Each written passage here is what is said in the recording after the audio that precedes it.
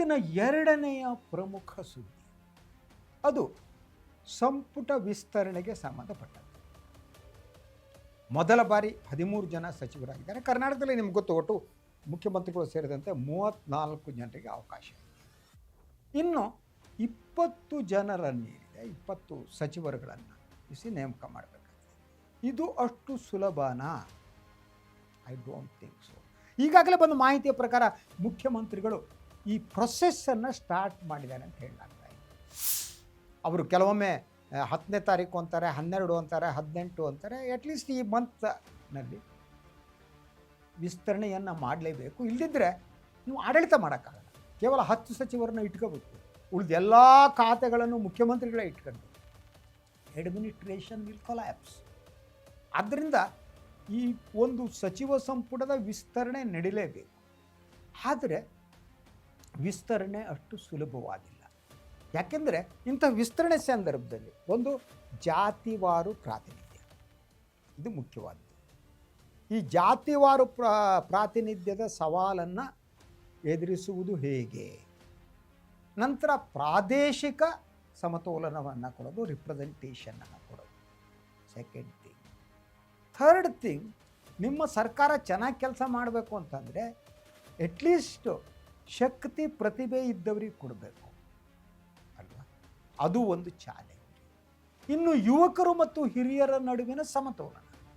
ಕೇವಲ 70+, 60+, 80+ ಅಂತಂದರೆ ಸರ್ಕಾರ, ಆವಾಗ ಸರ್ಕಾರಕ್ಕೆ ಊರುಗೋಲು ಬೇಕಾಗುತ್ತೆ. ವಯಸ್ಸಾದವರು ಊರುಗೋಲು ಇಟ್ಕೊಂಡಂಗೆ ಸರ್ಕಾರಕ್ಕೆ ಒಂದು ಊರುಗೋಲು ಬೇಕಾದಂಥ ಸಿಚುವೇಶನ್ ನಿರ್ಮಾಣ ಆಗುತ್ತೆ. ಇನ್ನೊಂದು ಭಾಳ ಮುಖ್ಯವಾದ ಪ್ರಶ್ನೆ, ನಾನು ಅದನ್ನೇ ಇವತ್ತು ನಿಮ್ಮ ಜೊತೆ ಮಾತನಾಡ್ತಾ ಇರೋದು, ಮಹಿಳಾ ಪ್ರಾತಿನಿಧ್ಯಕ್ಕೆ ಸಂಬಂಧಪಟ್ಟ ಮೊದಲ 13 ಜನರ ಏನು ನೇಮಕ ಆಯಿತು, ಅಲ್ಲಿ ಮಹಿಳೆಯರೇ ಇಲ್ಲದಿರುವುದು ಹಲವರ ಟೀಕೆಗೆ ಕಾರಣ ಆಗಿದೆ. ಇನ್ನು ಸಾಮಾಜಿಕ ಜಾಲತಾಣಗಳಲ್ಲಿ ಅಲ್ಲಿ ಇಲ್ಲಿ ಜನ ಟೀಕೆ ಮಾಡ್ತಾರೆ, ಒಬ್ಬ ಮಹಿಳೆಯರಿಗೆ ಯಾಕೆ ಕೊಟ್ಟಿಲ್ಲ ಅಂತ. ಆದ್ದರಿಂದ ಈ 20 ಹೊಸ ಸಚಿವರ ನೇಮಕಾತಿ ಏನಾಗುತ್ತೆ, ಅವ್ರನ್ನ ಯಾರನ್ನು ಮಾಡ್ತಾರೆ, ಆ ಸಂದರ್ಭದಲ್ಲಿ ಮಹಿಳೆಯರಿಗೆ ಪ್ರಾತಿನಿಧ್ಯ ಕೊಡಬಹುದಾ, ಕೊಡಲ್ವಾ? ಈ ಪ್ರಶ್ನೆಯ ಸಂದರ್ಭದಲ್ಲಿ ಇನ್ನೊಂದು ಮುಖ್ಯವಾದ ಪ್ರಶ್ನೆ ಲಕ್ಷ್ಮೀ ಹೆಬ್ಬಾಳ್ಕರ್ ಅವರು. ಸೊ ಲಕ್ಷ್ಮೀ ಹೆಬ್ಬಾಳ್ಕರ್ಗೆ ಈ ಬಾರಿ ಸಚಿವ ಸಂಪುಟದಲ್ಲಿ ಅವಕಾಶ ಸಿಗುತ್ತಾ ಇಲ್ಲ. ಬೆಳಗಾವಿಯವರಾದ ಲಕ್ಷ್ಮೀ ಹೆಬ್ಬಾಳ್ಕರ್ ಮುಖ್ಯಮಂತ್ರಿಗಳ ಆಪ್ತ ವಲಯಕ್ಕೆ ಸೇರಿದವರು. ಲಕ್ಷ್ಮೀ ಹೆಬ್ಬಾಳ್ಕರ್ ಅವರ ರಾಜಕೀಯ ಬೆಳವಣಿಗೆಯಲ್ಲಿ ಮುಖ್ಯಮಂತ್ರಿಗಳ ಅಂದರೆ ಡಿ ಕೆ ಶಿವಕುಮಾರ್ ಅವರ ಪಾತ್ರ ಕೂಡ ಇದೆ. ಸೊ ಹಾಗಿದ್ದರೆ ಈಗ ಬೆಳಗಾವಿ ರಾಜಕಾರಣದ ಹಿನ್ನೆಲೆಯಲ್ಲಿ ಲಕ್ಷ್ಮೀ ಹೆಬ್ಬಾಳ್ಕರ್ ಅವರನ್ನು ಸಂಪುಟದಿಂದ ಹೊರಗೆ ಇಡ್ತಾರಾ? ಇದು ಪ್ರಶ್ನೆ. ಯಾಕೆಂದರೆ ಬೆಳಗಾವಿ ಜಿಲ್ಲೆಯ ರಾಜಕಾರಣವನ್ನು ನೋಡಿ, ಅಲ್ಲಿ ಯು ಸಿ ದಟ್ ಬೆಳಗಾವಿ ರಾಜಕಾರಣದ ಒಳಗೆ ಡಿ ಕೆ ಶಿವಕುಮಾರ್ ಅವರು ಉಪಮುಖ್ಯಮಂತ್ರಿ ಆದ ಸಂದರ್ಭದಲ್ಲಿ ಸಾಕಷ್ಟು ಹಸ್ತಕ್ಷೇಪ ಮಾಡ್ತಾರೆ ಅನ್ನುವ ಆರೋಪ ಇದೆ.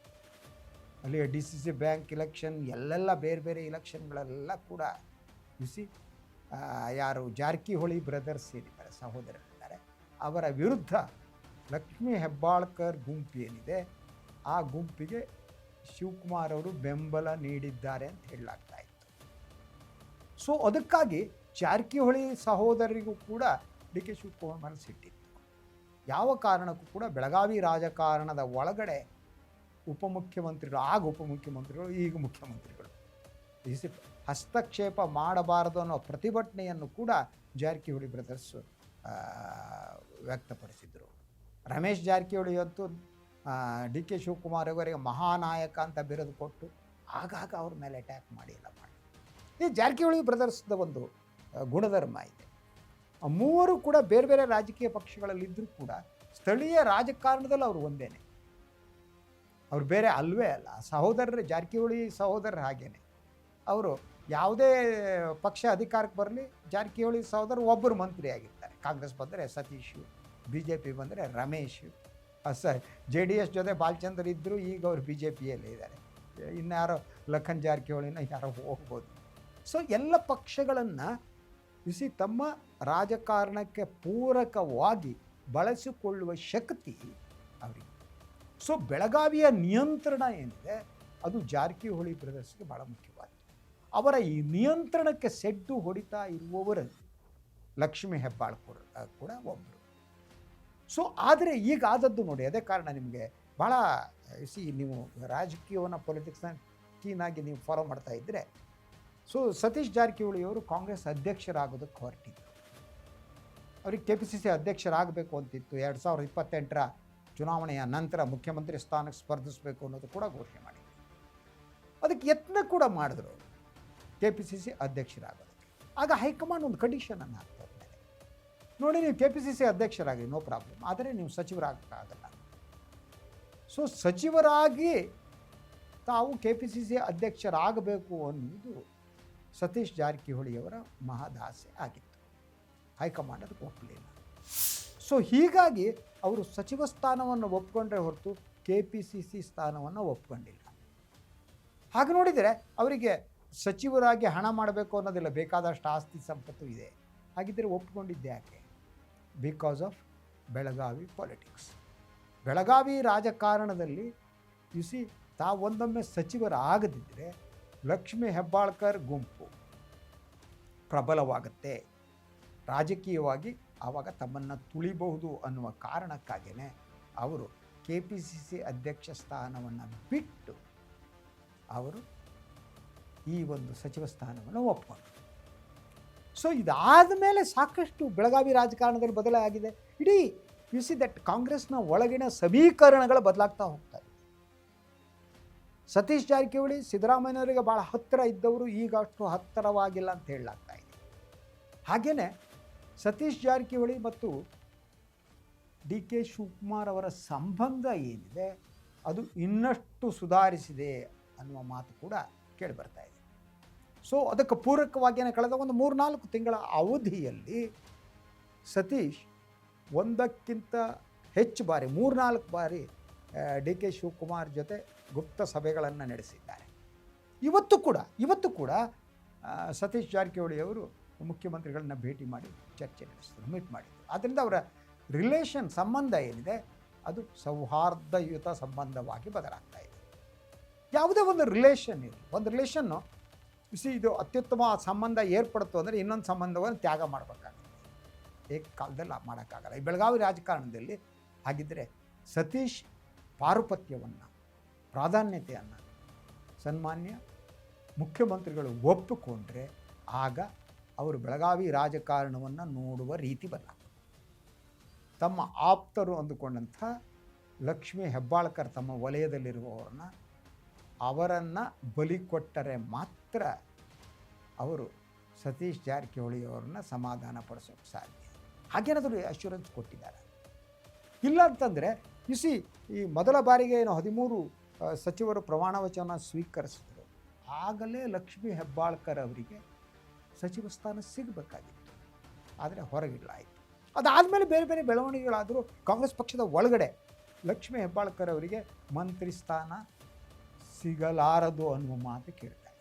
ಆ ಕಾರಣಕ್ಕೆ ಬೇರೆ ಬೇರೆ ಮಹಿಳೆಯರು ಕೂಡ ಯತ್ನವನ್ನು ಪ್ರಾರಂಭಿಸಿದ್ದಾರೆ. ನಿನ್ನೆ ನೋಡಿರ್ಬೋದು ವಿಧಾನ ಪರಿಷತ್ ಸದಸ್ಯೆ ಉಮಾಶ್ರೀ ಅವರು ಕೂಡ ಅದೇ ರೀತಿಯ ಅಭಿಪ್ರಾಯವನ್ನು ವ್ಯಕ್ತಪಡಿಸೋರು. ಇನ್ಯಾರಿಲ್ಲ, ನಾನಿದ್ದೀನಿ, ಐ ಆಮ್ ರೆಡಿ, ನನ್ನನ್ನಾದರೂ ಮಾಡಿ ಅಂತೇಳಿ. ಇನ್ನೂ ಹಲವು ದಟ್ ಮಹಿಳೆಯರಿದ್ದಾರೆ. ಮುಖ್ಯಮಂತ್ರಿಗಳಿಗೆ ಬೇಕಾದಂತಹ ನಯನಾ ಮೋಟಮ್ಮ ಇದ್ದಾರೆ, ಇನ್ನೂ ಕೆಲವರು ಇದ್ದಾರೆ. ಅದರಲ್ಲಿ ಬೇರೆಯವರು ಮಾಡುವುದು ಪ್ರಶ್ನೆ ಇರುವುದು ಲಕ್ಷ್ಮೀ ಹೆಬ್ಬಾಳ್ಕರ್. ಹಾಗೆ ನೋಡಿದರೆ ಲಕ್ಷ್ಮೀ ಹೆಬ್ಬಾಳ್ಕರ್ ಸಚಿವೆಯಾಗಿ ಕೆಟ್ಟದಾಗೇನು ಕೆಲಸ ಮಾಡಿಲ್ಲ. ಅವರು ಒಂದು ಮಿತಿಯಲ್ಲಿ ಮಾಡಿದ್ದಾರೆ, ಅನುಮಾನನೇ.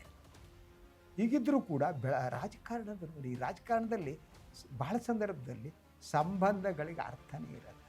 ಮತ್ತು ರಾಜಕಾರಣ ನೀವು ಒಂದೊಂದೇ ಮೆಟ್ಟಿಲನ್ನು ಏರ್ತಾ ಹೋಗಬೇಕಾದ್ರೆ ಒಂದೊಂದು ಬಲಿಯನ್ನು ಕೊಡ್ತಾ ಹೋಗ್ತಾರೆ. ರಾಜಕಾರಣ ಒಂದು ಭೂತ ಇದ್ದಾಗ ಭೂತಕ್ಕೆ ಬಲಿ ಕೊಡ್ತಾರೆ. ನೀವು ಮಲೆನಾಡಿನಲ್ಲಿ ಗೊತ್ತಿರ್ಬೋದು ನಿಮಗೆ, ಭೂತಕ್ಕೆ ಬಲಿ ಕೊಡ್ತಾರೆ, ಯಕ್ಷಿ ಅಂತ ಇರುತ್ತೆ, ಅದಕ್ಕೆ ಯಾರ್ಯಾರಿಗೋ ಯಾವುದಾದ್ರೂ ಬಲಿ ಕೊಡ್ತಾರೆ. ಒಂದು ತೆಂಗಿನಕಾಯಿ ಬಲಿ ಕೊಟ್ಟರೆ ಇನ್ನೊಂದು ಕುರಿ ಕೊಡ್ತಾರೆ, ಕೋಳಿ ಕೊಡ್ತಾರೆ, ಬಲಿ ಕೊಡ್ತಾರೆ. ಈ ರಾಜಕಾರಣ ಅನ್ನುವ ಭೂತ ಇದೆಯಲ್ಲ, ಅದು ಕೂಡ ಸದಾ ಈ ಒಂದು ಬಲಿಯನ್ನು ಕೇಳ್ತಾ ಇರುತ್ತೆ, ಬಲಿಯನ್ನು ಅಪೇಕ್ಷೆ ಪಡ್ತಾ ಇರುತ್ತೆ. ಆ ಕಾರಣಕ್ಕಾಗಿ ಲಕ್ಷ್ಮೀ ಹೆಬ್ಬಾಳ್ಕರ್ ಏನಿದ್ದಾರೆ, ಲಕ್ಷ್ಮೀ ಹೆಬ್ಬಾಳ್ಕರ್ ಈ ಬೆಳಗಾವಿ ರಾಜಕಾರಣದಲ್ಲಿ ಮತ್ತು ಬದಲಾದ ಸಂದರ್ಭದಲ್ಲಿ ಅವರು ಬಲಿ ಆಗ್ತಾರ ಪ್ರಶ್ನೆ ಇದೆ. ಇನ್ನೂ ಒಂದು ಮಾತು ಕೇಳಿ ಬರ್ತಾ ಇತ್ತು. ಅವರು ಸಚಿವ ಸಂಪುಟದಲ್ಲಿರಲ್ಲ, ಅವರನ್ನು ಮುಖ್ಯಮಂತ್ರಿಗಳ ರಾಜಕೀಯ ಕಾರ್ಯದರ್ಶಿಯಾಗಿ ನೇಮಿಸಬಹುದು ಅನ್ನುವ ಮಾತು ಕೂಡ ರಾಜಕೀಯದಲ್ಲಿ. ಸೊ ಹಾಗಿದ್ದರೆ ಎಸ್ ರಾಜಕೀಯ ಕಾರ್ಯದರ್ಶಿ ಆದರೆ ಅಲ್ಲಿ ಅದಕ್ಕೇನು ಕೆಲಸ ಇರಲ್ಲ ಕಣ್ರಿ. ಈ ರಾಜಕೀಯ ಕಾರ್ಯದರ್ಶಿಗಳು ಅವರು ಇವರು ಎಲ್ಲ ಸುಮ್ಮನೆ ಒಂದು ಗೂಟದ ಕಾರ್ ಕೊಡೋಕ್ಕೆ ಅದನ್ನೆಲ್ಲ ಮಾಡಿರ್ತಾರೆ. ಓಡಾಡೋದಕ್ಕೆ TADA ಸಿಗುತ್ತೆ, ಅಲ್ಲಿ ಇಲ್ಲಿ ವಿಧಾನಸೌಧದಲ್ಲಿ ಓಡಾಡ್ಕೊಂಡು ಆ ಮಂತ್ರಿಗಲ್ಲೆಲ್ಲ ಓಡಾಡ್ಕೊಂಡು ಇರ್ಬೋದು ಅಷ್ಟೇ. ಅದನ್ನು ಮೀರಿ ಏನು ಅಂಥದ್ದು ಮಹಾನ್ನಾದ್ದು ಏನೂ ಇಲ್ಲ. ಆದರೆ ಅದು ಒಂದು ರೀತಿ ರೀಹ್ಯಾಬಿಲಿಟೇಷನ್. ಅಂತಹ ಒಂದು ರೀಹ್ಯಾಬಿಲಿಟೇಷನನ್ನು ಲಕ್ಷ್ಮೀ ಹೆಬ್ಬಾಳ್ಕರ್ ಸಲುವಾಗಿ ಮಾಡಲಾಗುತ್ತಾ, ಇದು ಪ್ರಶ್ನೆ. ಅದರ ಜೊತೆಗೆ ಸಂಪುಟದಲ್ಲಿ ಬಹಳ ಸೀನಿಯರ್ಸ್ಗಳಿದ್ದಾರೆ. ಈಗಾಗಲೇ ಅತೃಪ್ತಿ ಶುರುವಾಗಿದೆ. ನಿನ್ನೆ KH ಪಾಟೀಲ್ರವರು ಮಾತನಾಡಿದ್ದನ್ನು ನೀವು ಕೇಳಿರ್ಬೋದು, HK ಪಾಟೀಲ್ರವರು ಸಾರಿ. ಸೊ ಅವರಿಗೆ ಹೇಳಿದ್ದನ್ನು ಒಂದು ರೀತಿಯ ಎಚ್ಚರಿಕೆಯ ಗಂಟೆಯಾಗಿ ಹಾಗೆ ಭಾಳಷ್ಟು ಅತೃಪ್ತರಿದ್ದಾರೆ. ಇವತ್ತಿನ ಈಗ 13 ಸಚಿವರಲ್ಲಂತೂ ಭಾಳಷ್ಟು ಜನ ಬೆಂಗಳೂರಿನವರು, ಸುತ್ತಮುತ್ತಲವರು, ಕಲ್ಯಾಣ ಕರ್ನಾಟಕ, ಕರಾವಳಿ ಕರ್ನಾಟಕ, ಕಿತ್ತೂರು ಕರ್ನಾಟಕಗಳಲ್ಲಿ ಈ ಪ್ರಶ್ನೆ ಕೇಳಿಬರ್ತಾ ಇದೆ, ನಮಗೆ ಪ್ರಾತಿನಿಧ್ಯ ಯಾಕಿಲ್ಲ ಅಂತ. ಅದರಿಂದ ಈ ಸಂಪುಟ ವಿಸ್ತರಣೆ ಏನಿದೆಯಲ್ಲ, ಅದು ಮುಖ್ಯಮಂತ್ರಿಗಳ ರಾಜಕೀಯ ಚಾಣಾಕ್ಷತೆಯನ್ನು ಒಂದು ಅಗ್ನಿ ಪರೀಕ್ಷೆ. ಹೌ ಟು ಹ್ಯಾಂಡಲ್ ಇದನ್ನು ಹ್ಯಾಂಡಲ್ ಮಾಡಬೇಕಾದ್ರೆ ಕೇವಲ ದಾಡ್ಸಿತನ ಸಾಕಾಗಲ್ಲ. ಇದನ್ನು ಹ್ಯಾಂಡಲ್ ಮಾಡಬೇಕಾದ್ರೆ ರಾಜಕೀಯ ಸೂಕ್ಷ್ಮತೆ ಬೇಕು. ಅಂತಹ ಸೂಕ್ಷ್ಮತೆಯನ್ನು ಮುಖ್ಯಮಂತ್ರಿಗಳು ಪ್ರದರ್ಶನ ಮಾಡ್ತಾರೆ. ಹೌ ಹ್ಯಾಂಡಲ್ ಅದ್ರ ಜೊತೆಗೆ ಪ್ರಾದೇಶಿಕ ಸಮಾನತೆ, ಪ್ರಾದೇಶಿಕ ರಿಪ್ರೆಸೆಂಟೇಷನ್, ಇದೆಲ್ಲ ಬಹಳ ಮುಖ್ಯ. ಆದರೆ ಅದರ ಜೊತೆಗೆ ಎಷ್ಟರ ಮಟ್ಟಿಗೆ DK ಶಿವಕುಮಾರ್ಗೆ ಇದರಲ್ಲಿ ಸ್ವಾತಂತ್ರ್ಯ ಇರುತ್ತೆ ಅನ್ನೋದು ಕೂಡ ಪ್ರಶ್ನೆ. ಇನ್ನೂ 2ನೇ ಹಂತದಲ್ಲೂ ವಿಸ್ತರಣೆಯಲ್ಲಿ ಸಿದ್ದರಾಮಯ್ಯ ಮತ್ತು ಹೈಕಮಾಂಡ್ ಪಾತ್ರವೇ ಮುಖ್ಯ ಆಗುತ್ತೆ. ಈಗ ಮೊದಲು ನೋಡಿದ್ರೆ ನೀವು 3 ಜನರದ್ದು ಕಾಣುತ್ತೆ. ಒಂದು ಕಡೆ ಮುಖ್ಯಮಂತ್ರಿಗಳು, ಇನ್ನೊಂದು ಕಡೆ ಸಿದ್ದರಾಮಯ್ಯ, ಮತ್ತೊಂದು ಕಡೆ ಮಲ್ಲಿಕಾರ್ಜುನ್ ಖರ್ಗೆ ಅವರವರು ತಮಗೆ ಬೇಕಾದವರನ್ನು ಸೇರಿಸ್ಕೊಂಡಿದ್ದಾರೆ. ಖರ್ಗೆಯವರ ಕ್ಯಾಂಡಿಡೇಟು, ಸಿದ್ದರಾಮಯ್ಯನವ್ರ ಕ್ಯಾಂಡಿಡೇಟ್ಗೆ ಪ್ರಾಧಾನ್ಯತೆ, DK ಅವ್ರ ಕ್ಯಾಂಡಿಡೇಟಿಗೆ ಅಲ್ಲಿ ಪ್ರಾಧಾನ್ಯತೆ ಇಲ್ಲ. 2ನೇ ಹಂತದಲ್ಲಿ ಹಾಗಾಗಬಹುದಾ?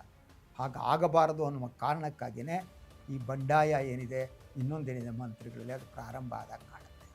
ಸೊ ಆದ್ದರಿಂದ ಇದು ಸುಲಭವಾದ್ದಲ್ಲ. ಸೊ ಈ ಕುರಿತು ಒಬ್ಬರು ನನಗೆ ಕೇಳಿದ ಪ್ರಶ್ನೆ ಹೇಳ್ಬಿಡ್ತೀನಿ. ಈ ಸರ್ಕಾರ ಎಷ್ಟು ದಿನ ಇರುತ್ತೆ? 2 ವರ್ಷ ಕಂಪ್ಲೀಟ್ ಆಗುತ್ತಾ? ಈ ಪ್ರಶ್ನೆಗೆ ಉತ್ತರ ಹೇಳೋದು ಮಹಾನ್ ಜ್ಯೋತಿಷಿಗಳಿಗೂ ಕಷ್ಟ, ರಾಜಪುರೋಹಿತರಿಗೂ ಕಷ್ಟ, ರಾಜಗುರುಗಳಿಗೂ ಕಷ್ಟ.